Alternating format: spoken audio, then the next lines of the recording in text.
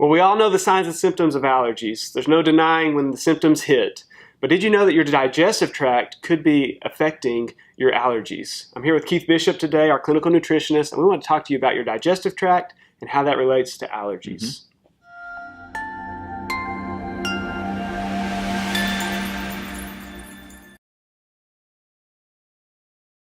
So Keith, how could your digestive tract and issues be contributing to allergies? Well, there's a couple of things that can happen. And one of those is our digestive tract actually makes histamine. Okay. And we also have a chemical in our body that's supposed to break that down called we call it DAO for short.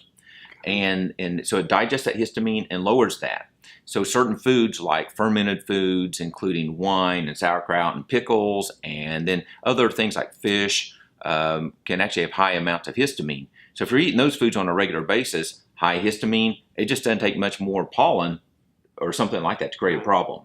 So that's going to be one way. And there actually is a product, diamine oxidase, available as a supplement that helps to digest that and break down the histamine. Okay. So that's going to help for those people. And then the other thing is that if we don't digest our food completely, for example, not having enough stomach acid. So stomach acid actually turns the food into little tiny particles, turns the food into a liquid and little tiny particles. Therefore, it decreases the potential allergy issue. So kind of think of bigger chunks of food, as just more allergy, type of a problem. Okay.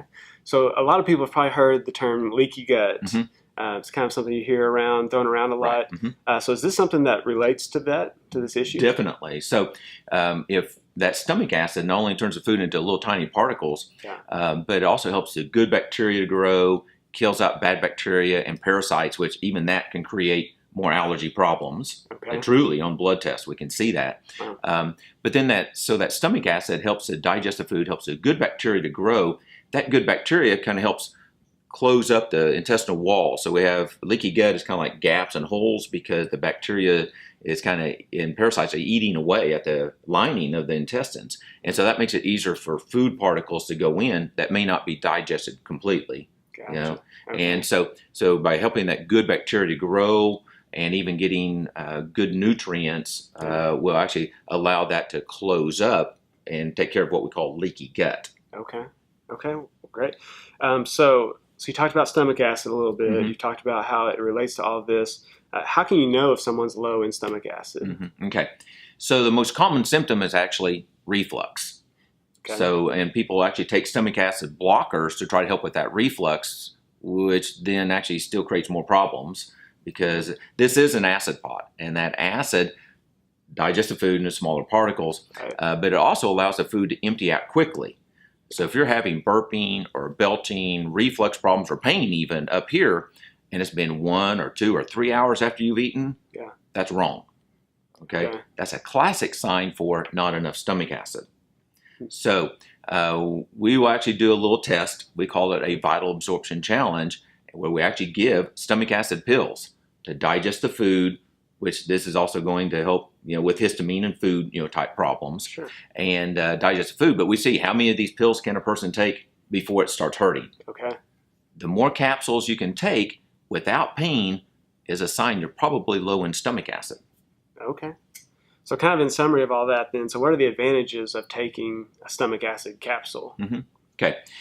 Good bacteria, helps the good bacteria to grow, kills out the bad bacteria and yeast and parasites, which are truly allergens themselves, and then helps to digest the food into smaller particles and absorb the minerals. I didn't even mention that, but minerals require stomach acid to break them apart, and then the vitamin D takes that and takes it into the body. So is there anybody who shouldn't do this challenge or take these capsules? Yeah, we do have to be a little bit careful. So if you have a history of erosion in the esophagus or a stomach ulcer or an intestinal ulcer right below the stomach, you have to be very careful because there may be another kind of a bacteria, H. pylori, that can cause that. And you may even have a raw spot. So you have to be very careful if you have a history of that and do that under supervision of your healthcare provider. Although low stomach acid is actually a risk factor for H. pylori. So that stomach acid even kills the ulcer that can cause a stomach ulcer. So, or kill the bug that causes that stomach ulcer. Okay.